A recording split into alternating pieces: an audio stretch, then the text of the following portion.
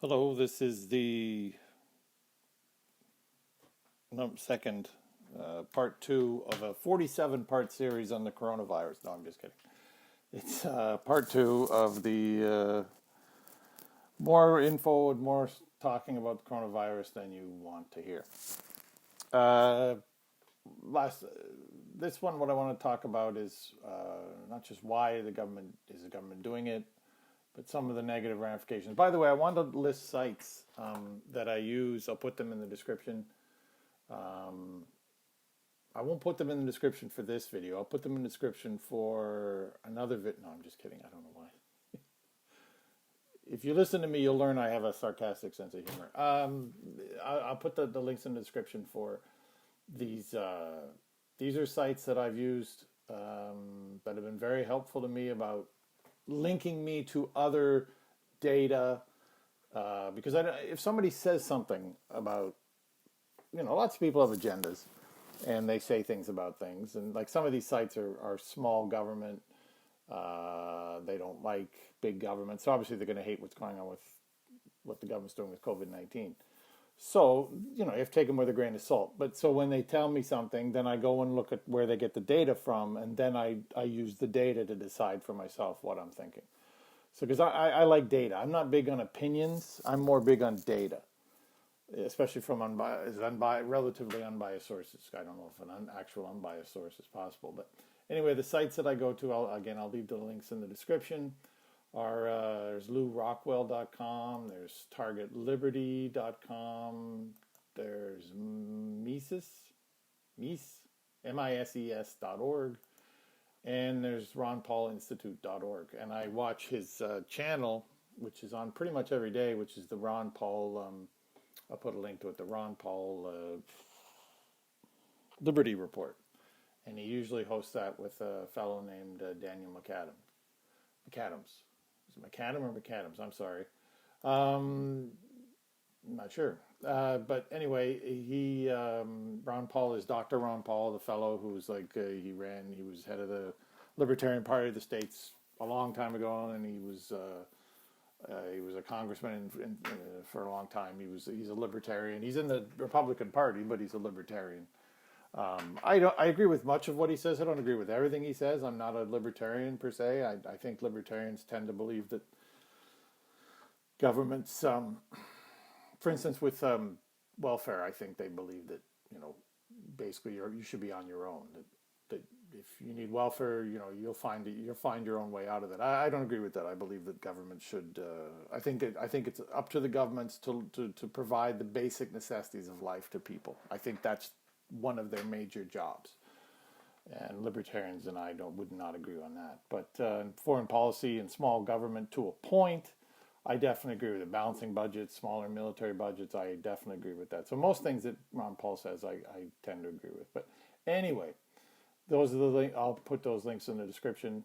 These are sites. These are just a few of many, many sites that you can look to and get information from, or at least because some of the things they say I'm not real. A lot of the stuff they're saying I'm not buying because it's a bit conspiratorial and it goes too far.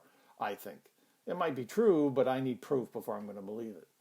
But they what they do is they post a lot of data and then they link the data. They have a link to what the data is, where they got it, and so that's very helpful to me. So that's where I'm getting most of these info. I put a link to it. So there's that. There's also, that took 4 minutes.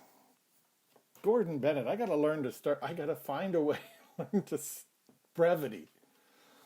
If I'm going to do this, I got to learn brevity. Because you know what? When I see videos on YouTube and they're really long, I don't even watch them because I can't be bothered. Unless it's someone I know real well and I respect, I'm not going to waste my time. My attention span's too short. I'm not going to do it. And if it's an unknown person, forget it. So I'm killing what little chance this channel had of anybody ever watching it or listening to it is going right out the window with me taking so long. But anyway, I'll have to learn brevity, I guess. So what I wanted to talk about also was the negative repercussions of this ridiculous lockdown. As I said in the last video, if you hadn't seen, that, well, you didn't see it, but if you heard it, that I thought it was ridiculous.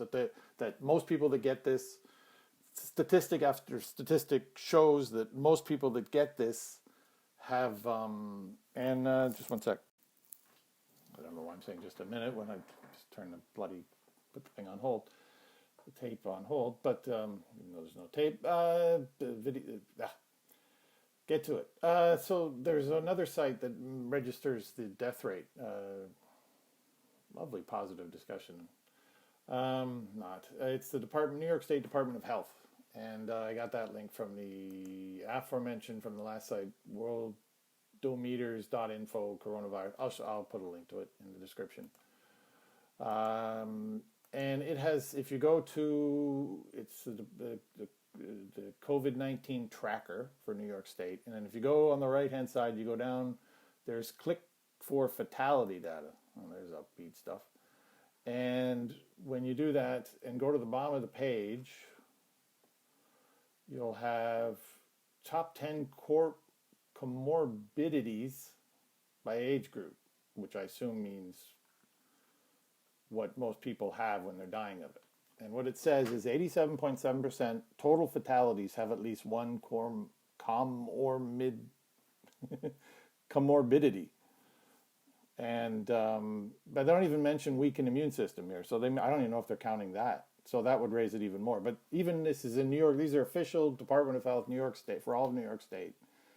And of 8,627 deaths, 7,568 or 87.7%, as of the 10th of April, had at least one serious health issue. Like they list hypertension, diabetes, I don't know what this is, hyperlipidemia, I don't know what that is, coronary artery disease, renal disease, dementia, COPD, stupidity, ironicness, I'm kidding about stupidity and ironicness, arterial fibrillation, and cancer, and congestive heart failure. So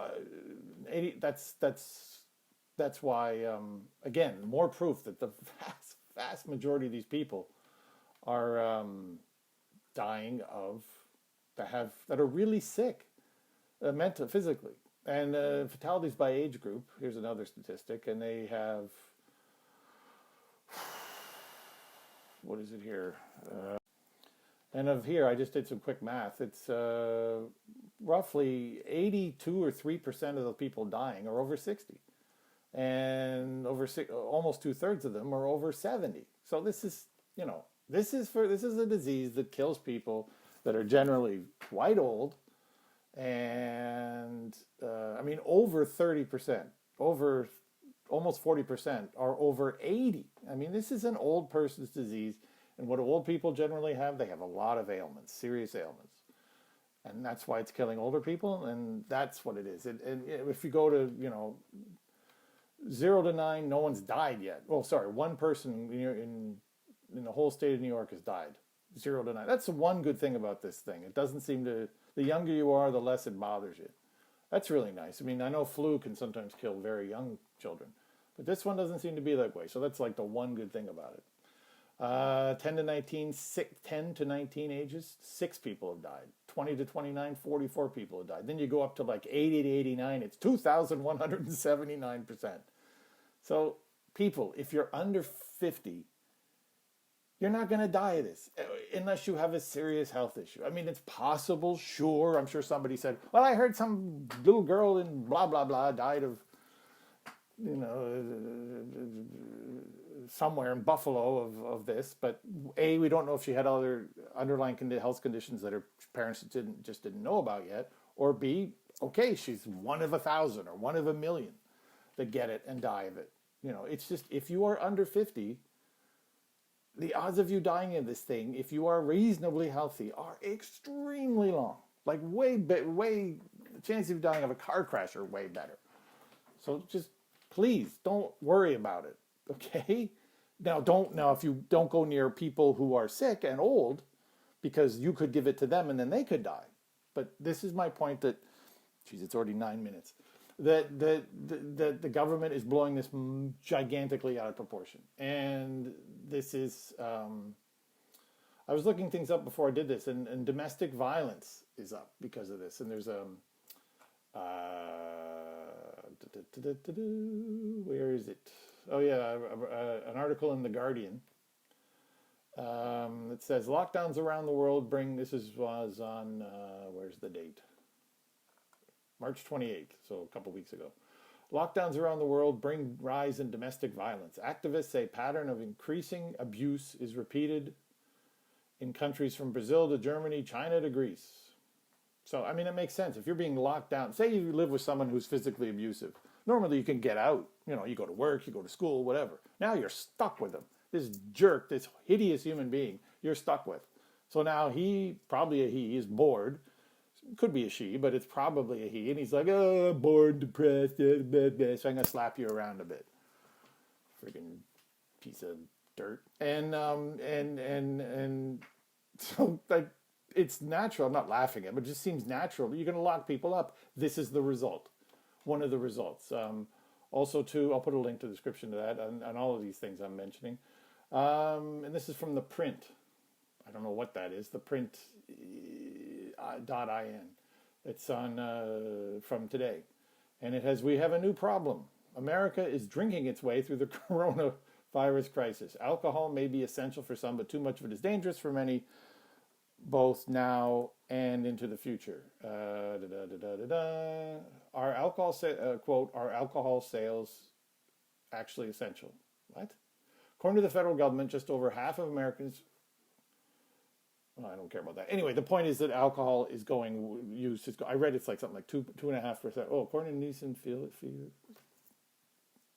Okay, here's the stats. Under the heading "Booze Up," according to Nielsen figures, I thought they did television things. Anyway, for the week ending March 14th, off-premise outlets such as liquor and grocery stores saw sales of wine up 27.6%, spirits by 26.4%, and beer, cider, malt beverages by 14% compared to the same week a year earlier. Online alcohol sales for that week were also up 42% year on year. Sales of 3-liter boxes of wine rose by 53%. And 24 packs of beer increased by 24%. So booze's consumption, especially boxes of wine, is way up. So that can't be good. I wonder how many new alcoholics we'll have from this mess. And then finally, isolation this is from USA Today on March 23rd of this year. The headline is "Isolation is a big trigger. Feelings of suicide are amplified amid a pandemic." And I read this article, I'll put in the description, I don't have it in front of me, of this nurse who was so afraid of that she was tested positive for coronavirus, that she got COVID-19, that she killed herself because she thought she was going to spread it to her patients and she couldn't handle it. So, and I read of another one, I'll put a link to that, of an 18-year-old woman in England who killed herself because she was afraid of being cooped up for months on end because of this coronavirus. So, I mean, these are obviously small numbers, but the point is, well, the suicide ones, but these are the side effects of this mess. Not to mention the trillions of dollars extra that are going to, trillions of dollars of money we don't have that just get tacked onto the national debt, that if the interest rates ever go up, or effed, just to try and buy people. And what about failed businesses? All the businesses that are going to go under, despite the money they'll get from the government, it won't be enough, and a lot of businesses will go under because of this. And as I said before, all you need to do is isolate the people that have this, that are vulnerable to this, which are people that have serious ailments, and let everyone else live their normal life. But no, they got to freak out. Now, why do they do this? Mainstream media, to me, it's obvious.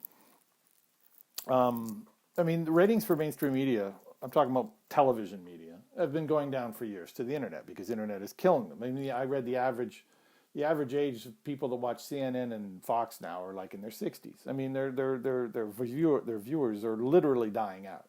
So, and what happens when everything's okay? People tend to not watch the news. But when there's a real big panic on, people just flock to the news. They watch it like crazy. They can't get enough of it.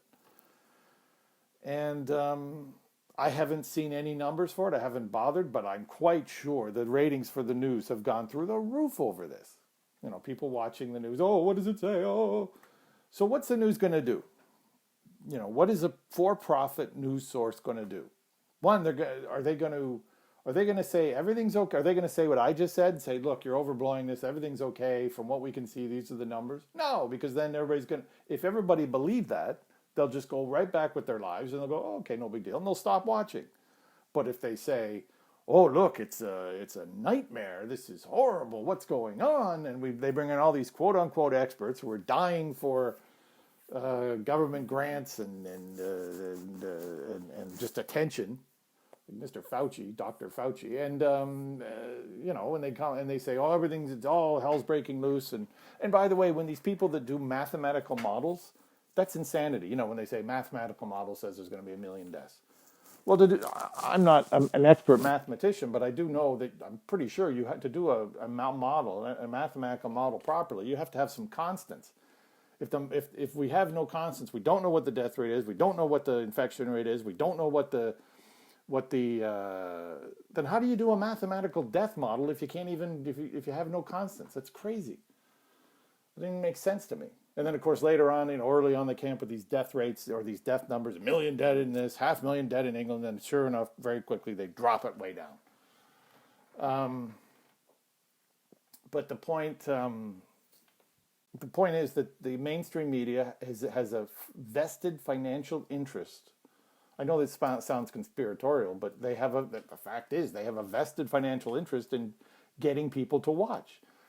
And obviously people are going to watch more if something hideous is going on all over this is beautiful for them because it's going on all over the world.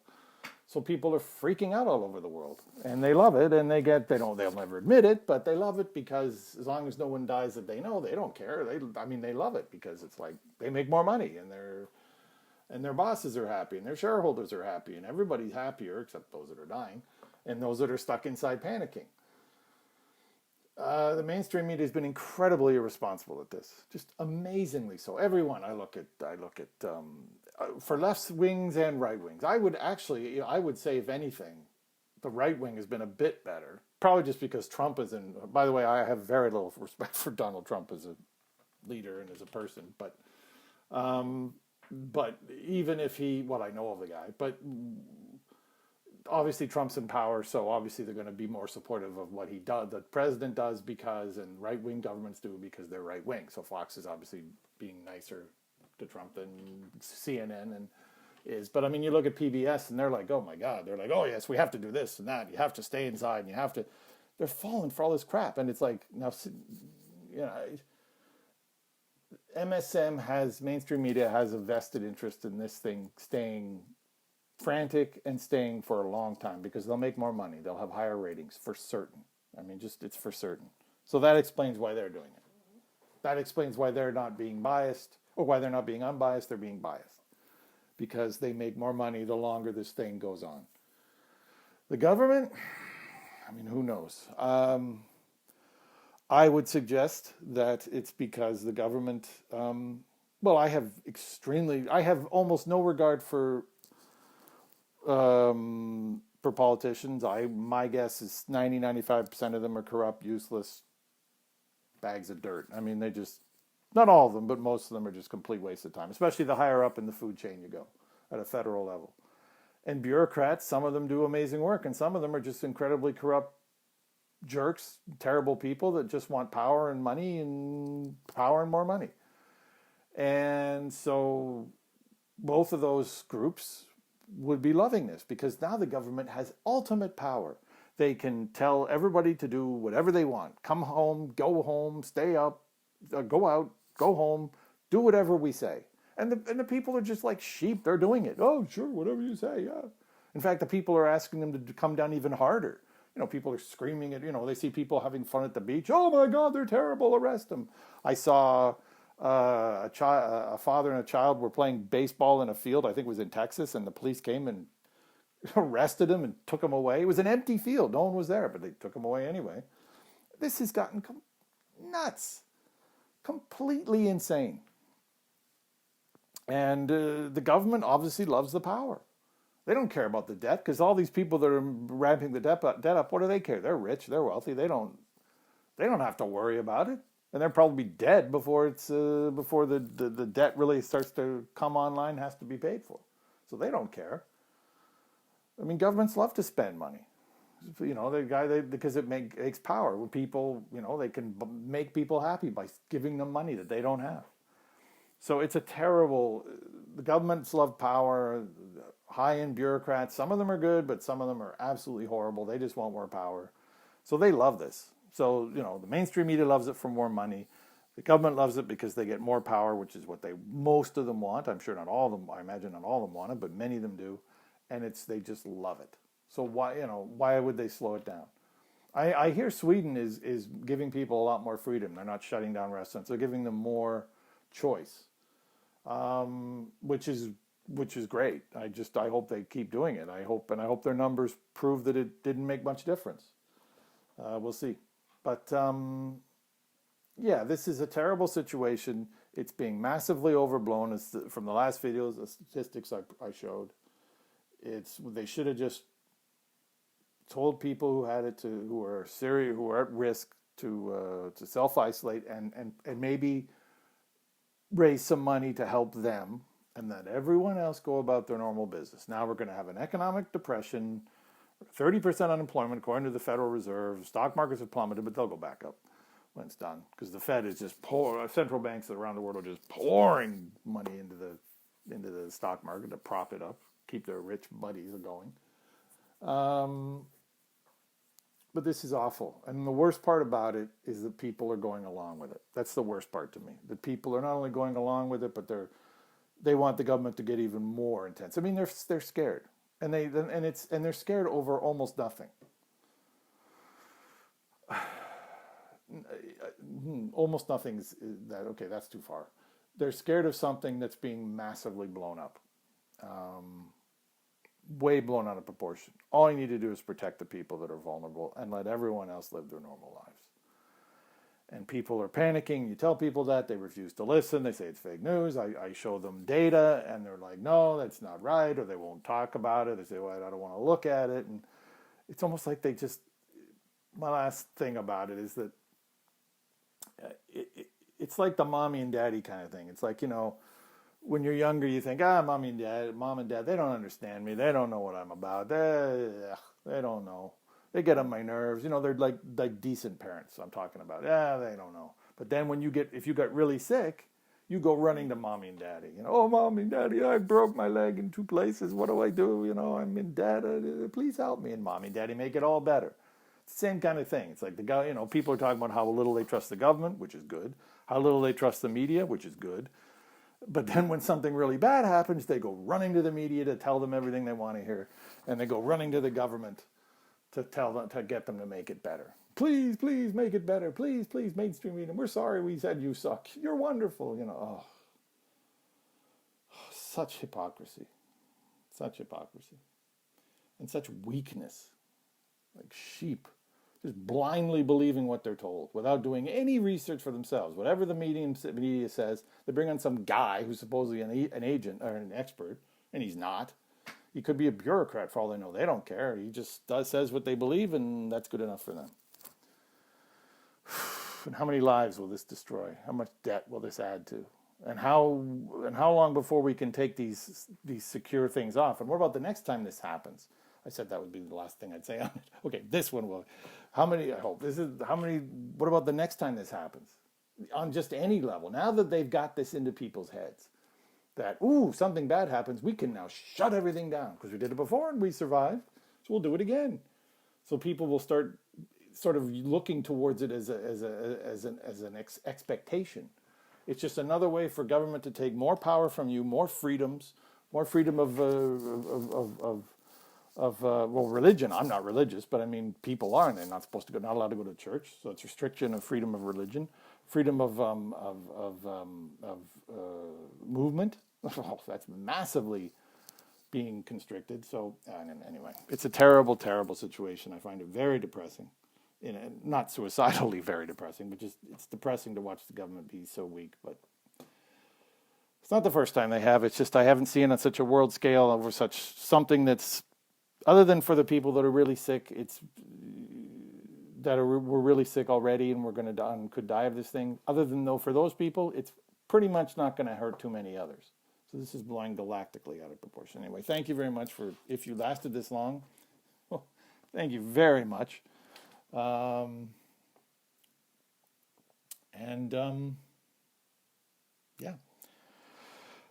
Have a good day. Bye.